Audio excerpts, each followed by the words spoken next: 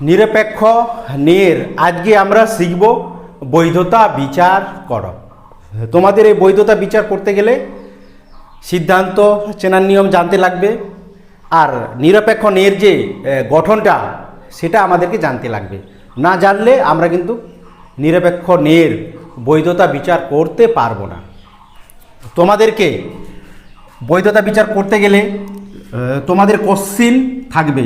প্রথমে বার করতে হবে সিদ্ধান্ত, তারপরে অপ্রধান আশ্রয় বাক্য, তারপরে প্রধান আশ্রয় বাক্য। এইভাবে লিখে তারপরে আমাদেরকে বৈধতা বিচার করতে হবে। কথায় হেতুপদ বসে, কথায় পক্ষপদ বসে, কথায় সাধ্যপদ বসে। এই নিয়মে দুটি কি বলছে, দুটি বিশেষ সদর্থক আশ্রয় বাক্যজনিত দোষ। এটার নিয়মে তোমরা শুধু এটাই দেখবে, তিনটা বচনের যদি আই আই হয়, মনে রাখবে তিনটা বচনেই যদি আই আই হয় তাহলে তোমরা অন্য কিছু আর দেখতে যাবে না, কোনো নিয়মও দেখবে না, তোমরা পদগুলো দেখতে যাবে না যে সাধ্যপদ, হেতুপদ, পক্ষপদ কোথায় বসে। শুধু তোমরা দেখবে তিনটা বচন আই আই হলে দোষটার নাম হবে সব থেকে, দোষের মধ্যে এটা দোষ সব থেকে সোজা। কি, তিনটা আই বচনেই হলে দোষটার নাম হবে দুটি বিশেষ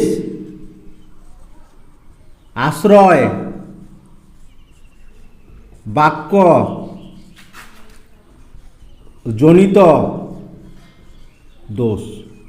ওকে, তাহলে কি হবে, তিনটা যদি আই বচন হয়, তিনটা বচনেই যদি আই হয়, সিদ্ধান্তটাও যদি আই হয়, অপ্রধান আশ্রয় বাক্যটাও যদি আই হয়, প্রধানটাও যদি আই হয়, তাহলে আমরা কোনো কিছু দেখব না, ডাইরেক্ট আমরা দোষ দিয়ে লিখব দুটি বিশেষ আশ্রয় বাক্য জনিত দোষ। তাহলে আমরা এখান থেকে 4-4 পেয়ে যাব। এইভাবে বৈধতা বিচার করতে হয়।